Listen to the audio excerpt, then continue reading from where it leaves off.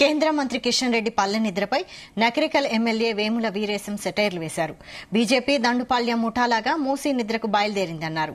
BJP ఇతర రాష్ట్రాలలో నదుల ప్రక్షాళన చేయట్లేదా, అక్కడ ఇళ్లను కూల్చడం లేదా అని ప్రశ్నించారు. బీజేపీ చేస్తున్నది మూసీ నిద్ర కాదు, తీర్థయాత్రలన్నారు. మూసీ పక్కన పడుకోకుండా ఎక్కడో నిద్ర చేసి మూసీ నిద్ర అంటున్నారని విమర్శించారు. మూసీ ప్రక్షాళన డీపీఆర్ తయారు చేయకుండానే అవినీతి జరిగిందని మాట్లాడుతున్నారన్నారు. నల్గొండ జిల్లా ప్రజల బాగోగులు బీజేపీకి అవసరం లేదా అని వేముల వీరేశం నిలదీశారు. బీజేపీ పార్టీ వాళ్ళు మూసీ పరివాహక ప్రాంతంలో బస్తీ నిద్ర అనే పేరుతోని ఒక దండుపాలెం మూటలాగా బయలుదేరి ఆ ప్రాంతంలో ఏదో జరుగుతున్నట్టు ఆ ప్రాంత ప్రజల్ని భయభ్రాంతులకు గురి చేసేటువంటి ఒక కార్యక్రమానికి బీజేపీ పార్టీ వాళ్ళు తెరదించారు.